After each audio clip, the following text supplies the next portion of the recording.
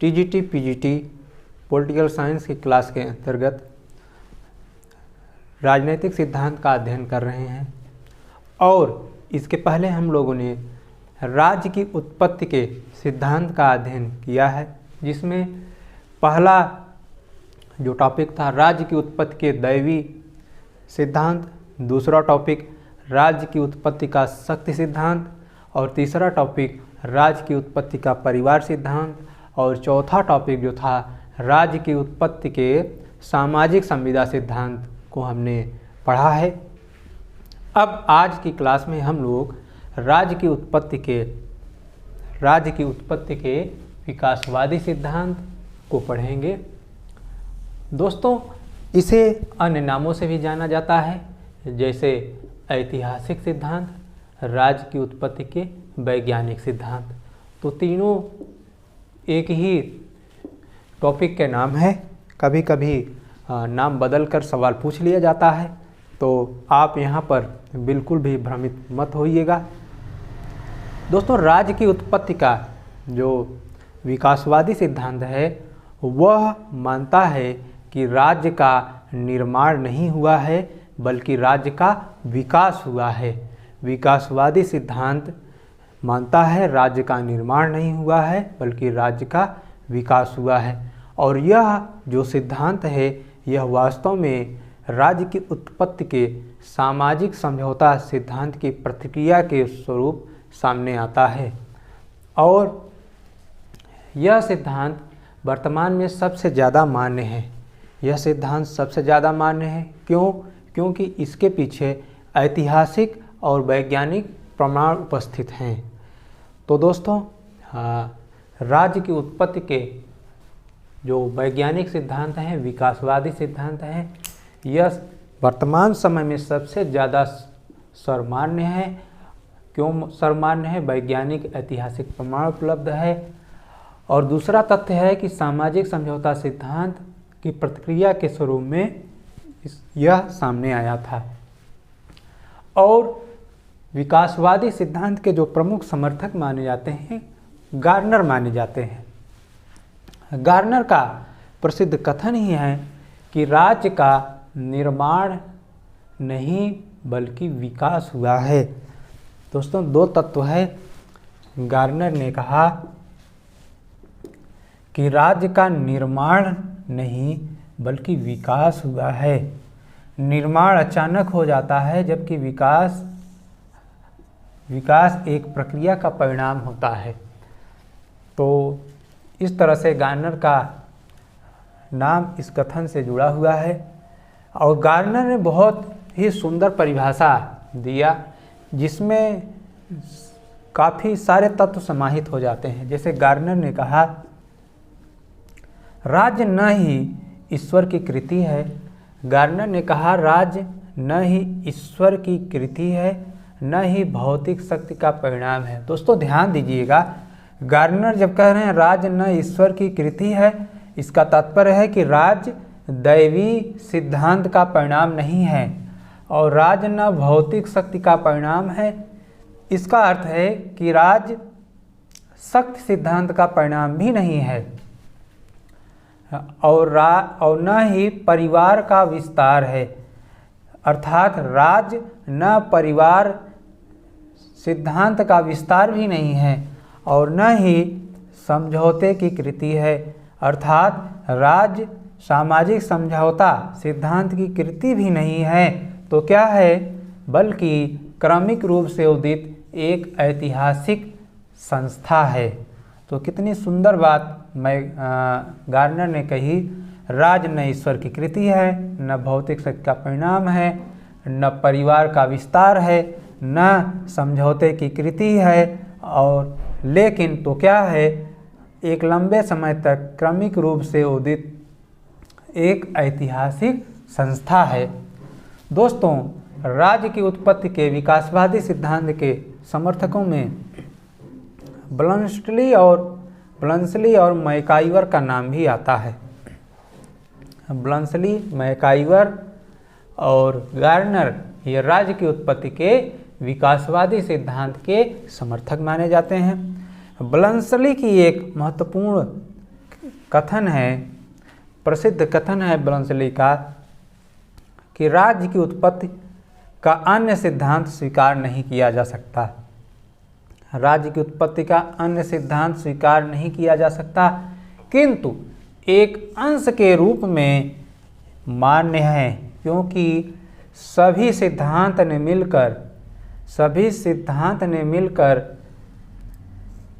एक तत्व का निर्माण किया जिससे राज्य का निर्माण होता है।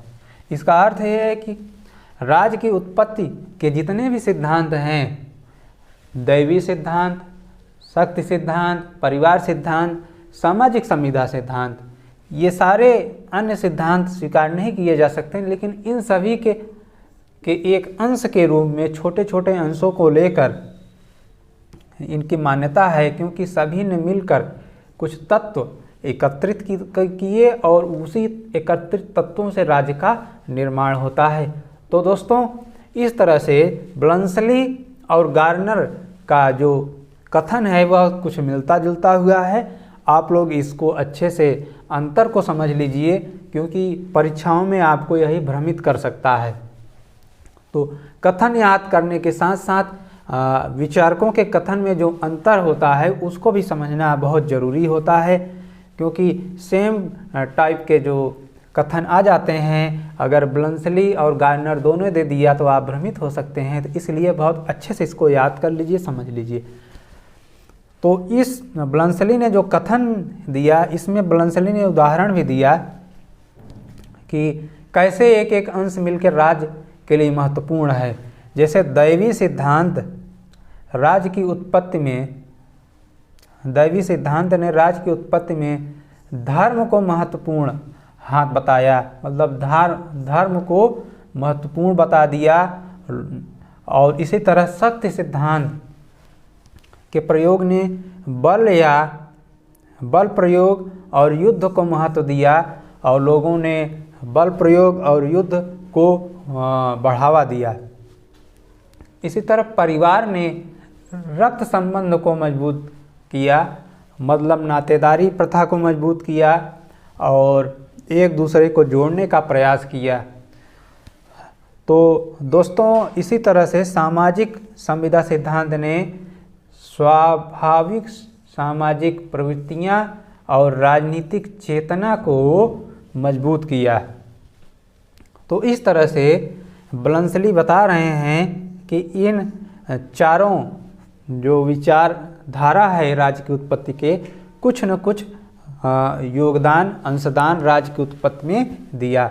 जैसे दैवी सिद्धांत ने धर्म को, शक्ति सिद्धांत ने बल या युद्ध को, तो परिवार सिद्धांत ने रक्त संबंध को, तो सामाजिक संविदा सिद्धांत ने स्वाभाविक सामाजिक प्रवृत्तियां और राजनीतिक चेतना। इसके बाद दोस्तों देखते हैं, एक महत्वपूर्ण तथ्य है कि सामाजिक समझौता सिद्धांत और विकासवादी सिद्धांत किस विचारधारा के समर्थक हैं। तो दोस्तों, उदारवादी सिद्धांत के समर्थक हैं, और इन दोनों को उदारवादी सिद्धांत भी कहते हैं। आप अगर पुराने प्रश्न पत्रों का अवलोकन करेंगे और कभी यूथ पब्लिकेशन की किताब पढ़ेंगे, पीसीएस राजनीति शास्त्र के पुराने प्रश्न पत्र, उसमें ये सवाल आपको मिलेगा और इसका आंसर आपको क्या मिलेगा? उदारवादी सिद्धांत। दोस्तों, विकासवादी सिद्धांत जो है, विकासवादी सिद्धांत क्रमिक विकास का परिणाम है। तो आइए देखते हैं कि क्रमिक विकास राज्य का कैसे होता है, कौन कौन से तत्व हैं जो विकासवादी सिद्धांत द्वारा राज्य के उदय में अपना हाथ बटाते हैं। तो धर्म, बल प्रयोग, रक्त संबंध, सामाजिक स्वाभाविक प्रवृत्तियां और राजनीतिक चेतना, ये 5 तत्व हैं जो विकासवादी सिद्धांत मानता है कि ये पांचों तत्व मिलकर राज्य के निर्माण में अपना महत्वपूर्ण रोल प्ले करते हैं।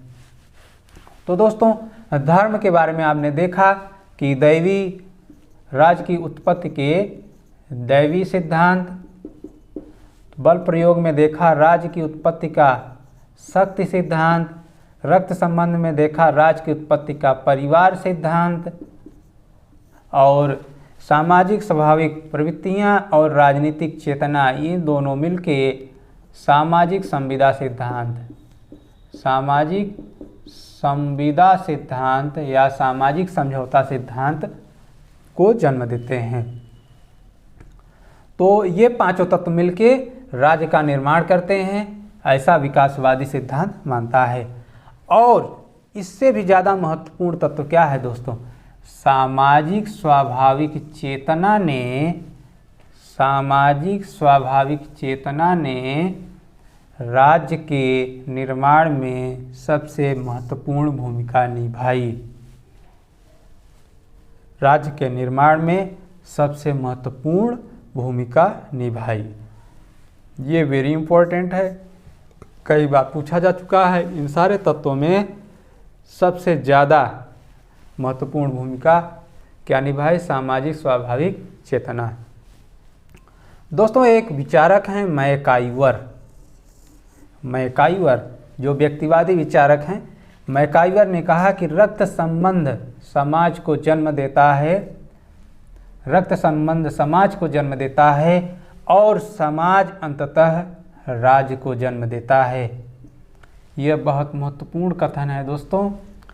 आप पुराने प्रश्न पत्र को उठाकर देख लीजिए, कोई ऐसा साल न होगा जो मैकाइवर का ये कथन न पूछा गया हो और गार्नर का यह कथन न पूछा गया हो। तो दोस्तों, मैकाइवर और गार्नर दोनों के कथन को अच्छे से आप समझ लीजिए, याद कर लीजिए। अब विकासवादी सिद्धांत के क्रमिक विकास को देखते हैं, एक नज़र डालते हैं। विकासवादी सिद्धांत के प्रारंभ में विकासवादी सिद्धांत मानता है कि राज्य के जो प्रारंभ में राज्य के उदय का जो प्राचीनतम स्वरूप था वह कबीला राज था। कबीला राज की प्रक्रिया के बाद प्राच्य साम्राज्य सामने आता है। प्राच्य साम्राज्य के बाद नगर राज आता है। नगर राज के बाद सामंती राज्य का स्वरूप हमारे सामने आता है। सामंती राज के बाद दोस्तों राष्ट्र राज्य का उदय होता है, जो आधुनिक राष्ट्र राज्य है जिसमें हम लोग निवास कर रहे हैं। तो इस तरह से राज्य के विकास का यह स्ट्रक्चर, यह तस्वीर आपके सामने मैंने प्रस्तुत किया। तो दोस्तों, इसको आप अच्छे से नोट्स भी बना लीजिए, क्योंकि इसका विकास पूछ लेता है और क्रम से आपको सजाना होता है। तो जब आप अच्छे से याद कर रहेंगे तो परीक्षा में आप सवाल को अच्छे से हल कर पाएंगे। तो दोस्तों, आज जो है राज्य की उत्पत्ति का यह सिद्धांत का समापन हुआ। उम्मीद करता हूँ आपको ये लेक्चर समझ में आया होगा, और अगर कहीं से कुछ दिक्कत है तो आप कमेंट्स करके सवाल हमसे पूछ सकते हैं, उसका जवाब मैं ज़रूर दूंगा। और इसका PDF नोट्स मैं आपको टेलीग्राम लिंक में डाल दूंगा। नीचे सब्सक्रिप्शन में आप लिंक के माध्यम से PDF को प्राप्त कर सकते हैं।